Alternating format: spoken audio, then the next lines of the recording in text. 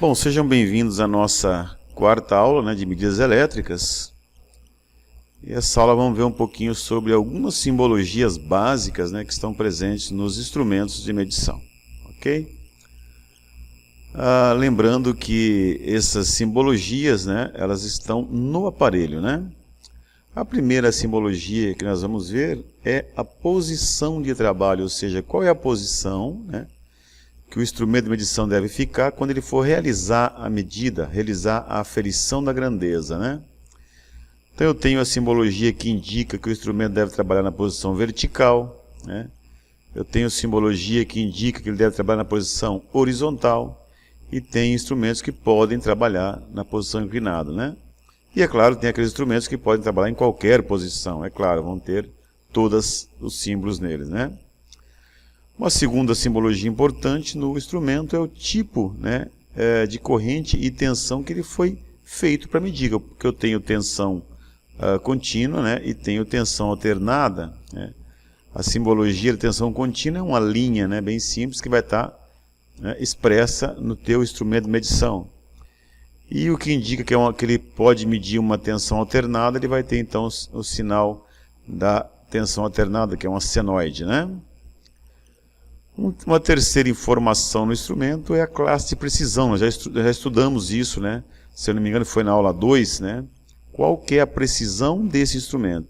Então vai vir um número gravado nele, Ele pode ser um instrumento de alta precisão ou pode ser um instrumento para fins normais. Então esse número indica qual é o erro, o percentual de erro que pode ocorrer nesse instrumento, ok? Vamos então tentar entender como são a aplicação desses símbolos em um instrumento. Eu tenho aqui um voltímetro, muito aplicado em painéis elétricos, e eu tenho ali uma série de símbolos vamos ver o que esses símbolos querem indicar, Vamos aumentar aqui, olha só. Bom, a primeira simbologia, ele demonstra a forma, de que forma esse aparelho vai operar. Nesse caso aí eu tenho uma simbologia que ele trabalha com entre ferros, A segunda simbologia, nós vimos agora há pouco, mostra qual é o tipo de energia que ele foi feito para medir. Nesse caso, eu tenho um instrumento que mede tanto corrente alternada, que mede tanto tensão alternada quanto tensão contínua. Veja os dois símbolos ali, Ele é um instrumento de classe de precisão de 1,5, Veja que eu tenho o símbolo que ele deve ser instalado na posição vertical, E eu tenho a estrela, que indica qual é a isolação desse equipamento, quantos kV de isolação ele tem, Ok? Quando essa estrela ela está em branco, quer dizer que o instrumento tem 500 volts de isolação. E quando eu tenho um número, é sempre um número que se refere a kV, a kilovolts, ok? Para a gente entender como é que é a aplicação dessa simbologia no instrumento, Bom, vamos aprender um pouquinho, como fazer então a leitura, em um multímetro analógico. Isso é um instrumento ainda que em muitos casos são utilizados. É importante que você consiga, fazer a leitura no instrumento, porque ele é um instrumento de leitura indireta, Eu tenho que fazer algumas interpretações e até cálculos, para você conseguir extrair a medição correta. Bom, 3 pontos importantes para você conseguir fazer a leitura com o instrumento analógico. Primeiro, você tem que saber que vai ter qual é o valor que vai estar a posição da chave seletora. Esta é a chave seletora. Qual a posição que vai estar. Segundo, qual que é o número de divisões da escala. Veja que ele tem várias escalas. Vamos pegar essa escala aqui. Quantas divisões tem essa escala? Terceiro é a quantidade de divisões lidas no ponteiro do instrumento. Ou seja, quando você for medir, o ponteiro vai deslocar e eu tenho que saber quantas divisões ele deslocou para poder fazer a leitura, Você pode usar a seguinte regra, para você fazer a leitura. Eu posso pegar a posição da chave seletora, dividir pelo número de divisões da escala e multiplicar pelas divisões lidas pelo ponteiro, Vamos fazer alguns exemplos para você entender, Vamos lá? Olha só, vamos imaginar, primeiramente vamos fazer o seguinte. Esse nosso instrumento aqui, ele tem nessa escala 50 divisões, 50 tracinhos, ok? eu vou fazer uma leitura, né? Então eu vou colocar a chave seletora na posição 250, olha só, ok? Vamos dizer que esse aparelho, né? Eu coloquei então na posição na chave 250, né? Coloquei a chave seletora na posição 250, né? Esse é um instrumento com 50 divisões na escala. E vamos dizer que quando eu fui medir, né, o ponteiro leu, né? Aí vamos colocar 38 traços da escala, né? Então eu posso dizer que a tensão medida com esse aparelho, olha só, né, 250, né, dividido por 50, ok?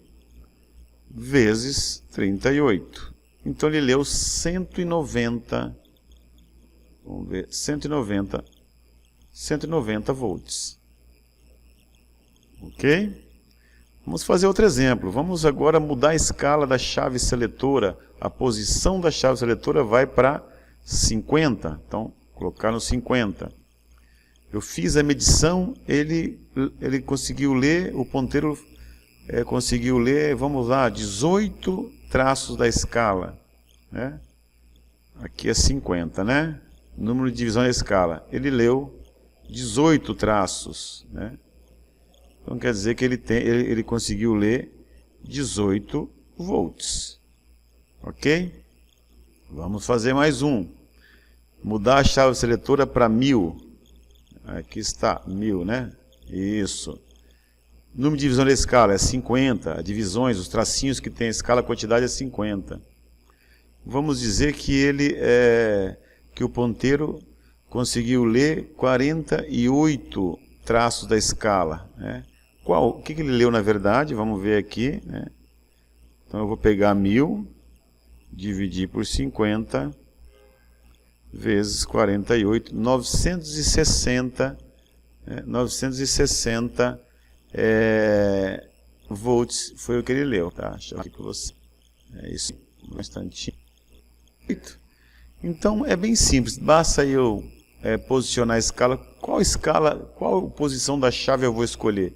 Eu sempre vou escolher a posição mais próxima acima da tensão que eu quero medir, né? A quantidade de divisões da escala, ou eu conto, ou em alguns aparelhos vem anotada para nós, né? Nós temos que contar quantos risquinhos tem a escala que você está trabalhando, ok? É claro que nós fizemos aqui uma regra, né? A partir do momento que você começar a trabalhar, você começa a usar essa regra de forma automática, não precisa mais calcular, né? Isso já começa a ser feito de forma automática, em função da experiência, né? De você repetir aí a operação de medir com esse tipo de instrumento, ok? Vamos relembrar um pouquinho da questão da classe do erro, né? Ou seja, a classe de precisão. O que isso significa quando eu uso o instrumento, né? E o que quer dizer essa classe de precisão? Então aqui eu tenho um instrumento que a classe ali, ó, é 2,5, e vamos ver qual que é o erro absoluto do instrumento. O erro absoluto será sempre, né? Para mim calcular o erro absoluto, basta eu multiplicar a classe pelo valor de fim de escala e dividir por 100, né? Nesse caso do nosso aí, ó, né? Eu vou multiplicar a classe, que é 2,5, né? Então vamos lá, 2,5. Eu multiplico por valor de fim de escala desse instrumento é 30, né? E divido por 100. Né? Para saber qual que é o erro absoluto desse instrumento, né? Vamos lá? Então 2,5, vamos fazer aqui, ó. 2,5 vezes 30, divide por 100, eu tenho uma classe de, eu tenho um erro absoluto de 0,075, nesse caso é volts. Ok? Então esse é o erro absoluto, ou seja, o que ele está medindo ali, se nós olharmos, a medida dele está em que? Está em 22 volts. Esse 22 volts pode estar mais 0,75 ou pode estar menos 0,75. Esse é o erro absoluto desse aparelho, ou seja, o erro que pode ocorrer em função da classe que esse aparelho, esse instrumento de medição é, ok? Vamos falar um pouquinho sobre o instrumento, né, digital, né, o multímetro digital, né? O mais utilizado em função da sua versatilidade, em função da facilidade de leitura. Ele é um instrumento com leitura direta, né? Isso facilita muito, né, o trabalho, ok? Algumas escalas importantes nós temos na chave seletora. Nós temos ali para medir tensão alternada, né? Eu tenho a posição para medir tensão contínua, ok? Eu tenho a posição para medir corrente, né? Eu tenho a posição para medir resistência, né? E eu tenho a posição para medir continuidade, né? Então, são as posições que eu vou utilizar, né? E eu tenho as ponteiras, né? A ponteira comum, né? E eu tenho a ponteira vermelha. Então, se eu colocar a ponteira no comum e naquele borne do centro, eu posso então medir tensão, medir resistência, né? Tranquilamente. Posso medir continuidade, né? A continuidade, você pode verificar a integridade de condutores, por exemplo, se está conduzindo bem ou não, né? Ela vai te dar um sinal sonoro, né? Quando esse condutor estiver íntegro, estiver bom, né?